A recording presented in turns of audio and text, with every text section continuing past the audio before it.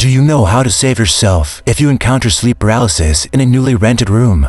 The story happened to Xiaoli in 2020. At that time, the school required students to go to the hospital for internships, which meant they had to live in a shared house near the hospital. Xiaoli found a fully furnished, shared house with many single rooms and good decoration in all aspects. As she was in urgent need of an internship, she signed a 6-month contract directly and moved in.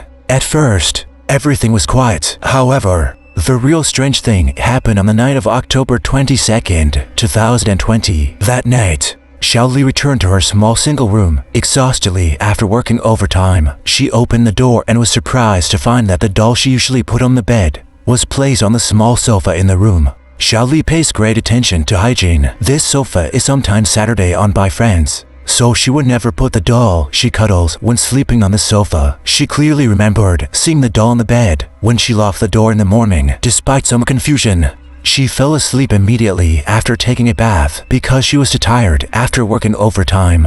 After sleeping for more than 2 hours, around 1 o'clock in the middle of the night, she suddenly felt itchy and then painful in her left eye, which eventually became unbearable and woke her up. As soon as she opened her eyes, she found that she couldn't dismiss. She opened her eyes. She found that she couldn't see out of her left eye and could only use her right eye. She gently touched it and found that it was swollen to a large extent, which scared her so much that she quickly got up, covered her eyes, and went downstairs to the pharmacy to buy some eye drops. After applying the eye drops, she felt sleepy again and fell asleep. The next day when she woke up, her left eye had indeed deflated and she could see properly again. She continued to go to work and finished her job before returning home at night. Due to not sleeping well the previous night, she decided to have a good rest. However, around 1 a.m. in the morning, she was paralyzed in bed. At that time, she heard someone outside the door constantly twisting the doorknob of her bedroom, making loud noises like "Papa." She wanted to get up and see who it was, but she couldn't move no matter what. The doorknob kept twisting,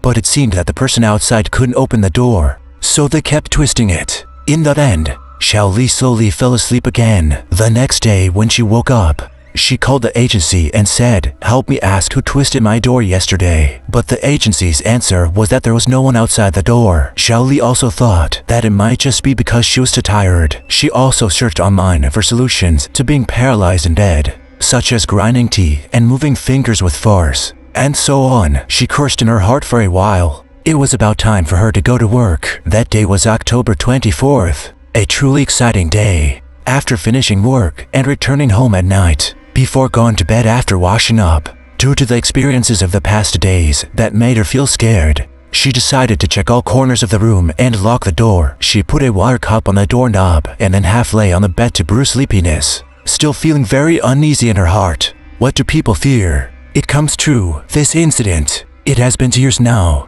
and Xiaoli still remembers it vividly. At that time, she was leaning against the headboard of the bed, half reclining and half sitting on the bed, trying to fall asleep. However, at that very moment, she was pressed down by an unknown force. Although her consciousness was still clear, she couldn't move at all. She clearly saw a long-haired woman suddenly appear beside the bed, but she couldn't see her face clearly. The woman was wearing a white dress and sitting on the edge of her bed, mumbling something in a dreamy voice. Basically, she asked Xiaoli to call her mom, and she was holding a bowl of white rice in her hand, wanting to feed Xiaoli. While feeding her, she kept saying, "Eat, eat, eat." Xiaoli said she couldn't finish it, but the woman insisted, saying, "I'll give it to you, I'll give it to you." In Xiaoli's own words, it was like the words spoken by someone with a mental or psychological illness, full of complaints that made people's heads hurt. During this period, Xiaoli also tried hard to see the face of that person, but she just couldn't. However,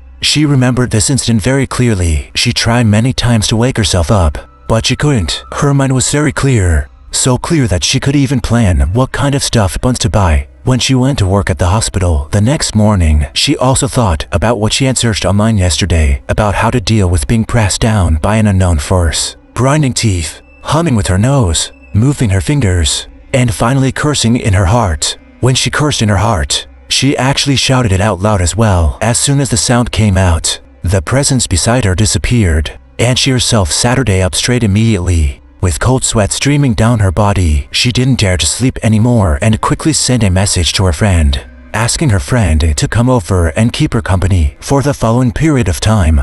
There was always someone accompanying her, and strange things never happened again. It wasn't until the end of her internship that she checked out of the room.